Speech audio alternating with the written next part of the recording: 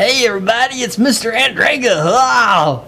Just kidding, Mr. Barrett. Hey, so last time I went and made a video, I showed you guys how we can estimate vector resultant magnitude and direction by drawing a scale drawing and keeping our directions consistent. Now, the method that we really want to use is using trig, okay, or trigonometry. Now, I know you guys just got a mini lesson on SOHCAHTOA, how to use that, etc. We're going to take that and we're going to show you how to actually use that in a concrete example. Okay, so if you notice, I took my two vector measurements, 3 meters per second at 45 degrees and then also 5 meters per second at 135. I brought those down, created a small vector chart because we're actually going to go ahead and we're going to figure out those x components and those y components that we've looked at so far. So I'm just going to go ahead and estimate, and I know that 45 is about right here. We're going to say that this is 3 meters per second, and again, those are just the units. That's an S. Sorry. Okay. And this component then is our x component. This component then is our y component. Okay. Now, I very strongly recommend that when we're going through the trig to figure out these questions, that you actually create a chart for vector A and for vector B, and then we're going to actually total that for our resultant vector. Okay. Now, when we do that, again, we're going to break those both into an x and a y component. That way we can come up with a resultant x and a y that will help us create our resultant vector, and we'll figure that out with trig. So without further ado, let's go ahead and let's start. We know that this angle is 45 degrees.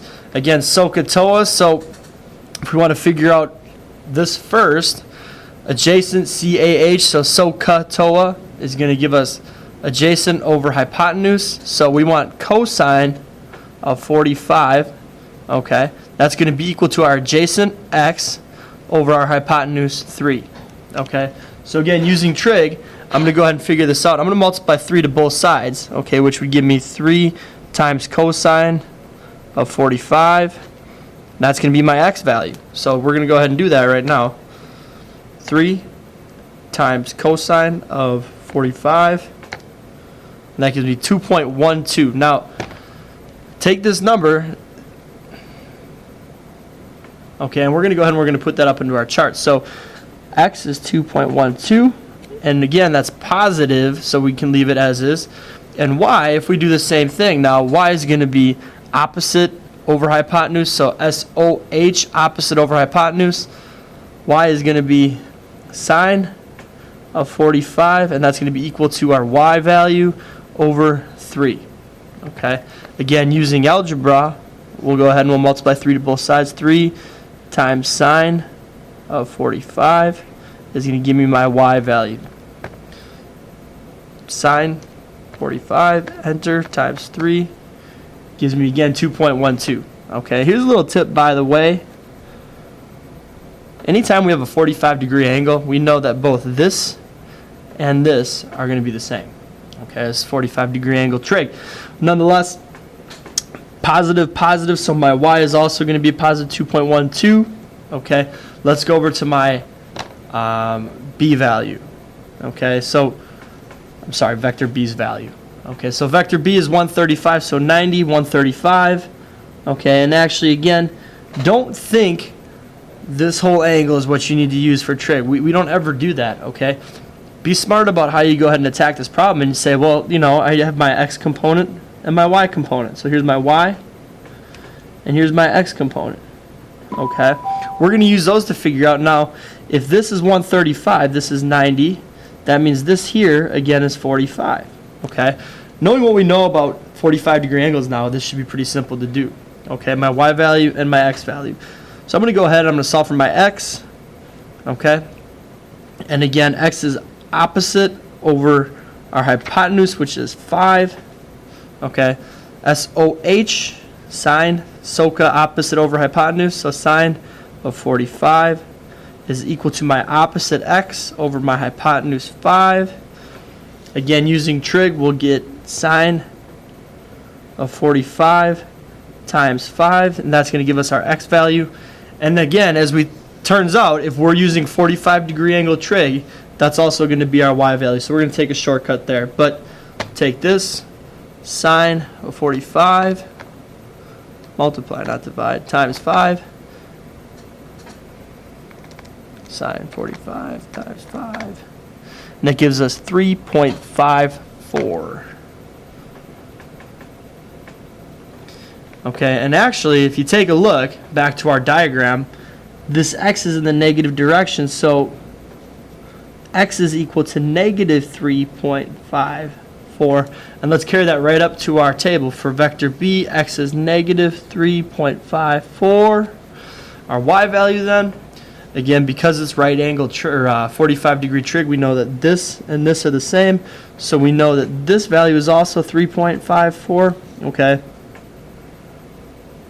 Okay, and we can take that, and it's a positive 3.54, so we're going to go ahead and put that right in. Positive 3.54.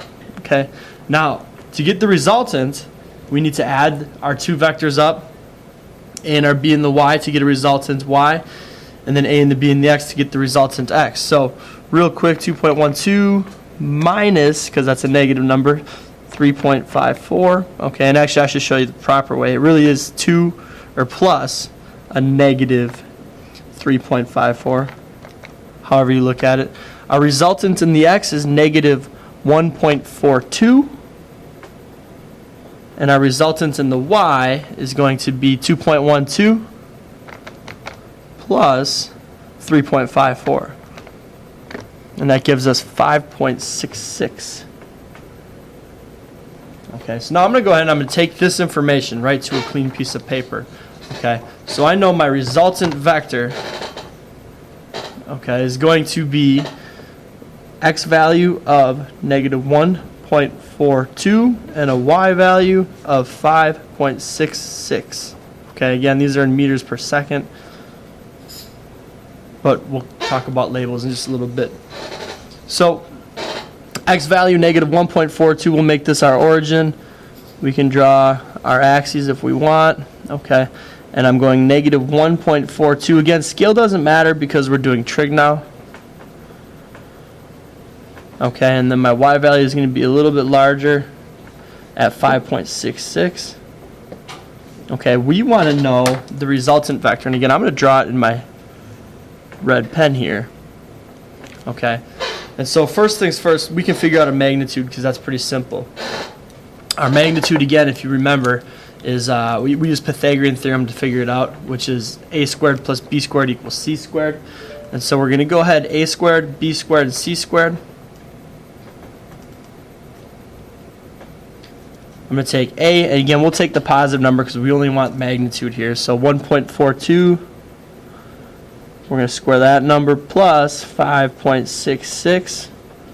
We'll square that number, and that's going to give us c squared. So 1.42 squared plus 5.66 squared, and so our value is 34.052. Now we're not done yet. I need to get rid of that square. So we're going to square root of both sides. I'm going to go onto my calculator and take the square root of that number, and I get 5.84 for my magnitude. Okay, so again, we figured out this value to be 5.84 meters per second. Okay, now we need to figure out either what this angle is to then go ahead and figure out what the whole angle is.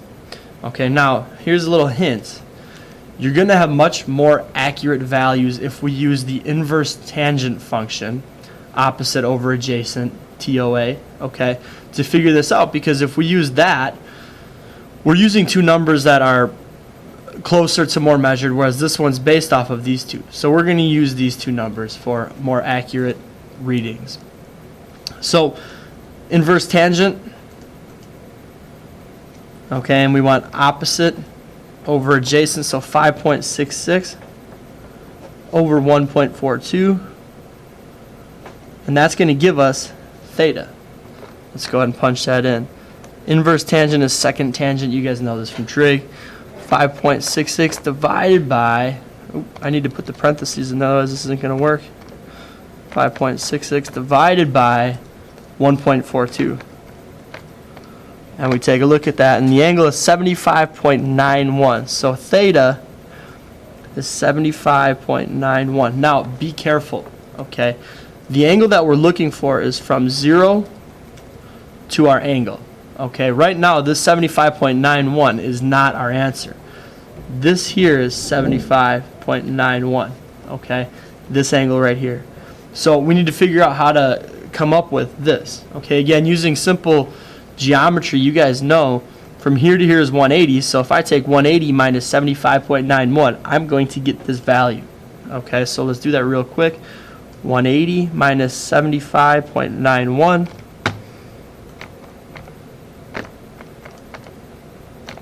gives me 104.09. So now I know this angle for my resultant vector is 104, and we'll round that to 1.1 degrees. Okay, that will be our exact number that we're going to use. And so my resultant vector, after all said and done, is going to be 5.84 meters per second at 104.1 degrees. Okay, there's our answer using trig. Compare that back to our approximation of 6 at 102. Okay, when we drew it. Now, there's a difference. This is what we want to use because this is more precise and also more accurate, whereas this is a little less precise, a lot less accurate. Trigonometry solving vectors, again, as a review, break it down into x and y components for each. So here's our vector A. We broke it down into x and y components, put it into our t-chart.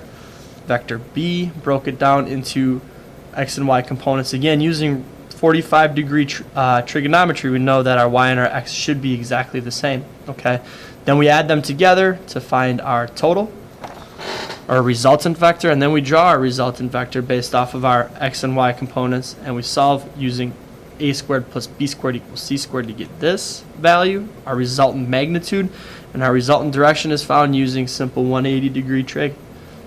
That's calculating vectors from trigonometry.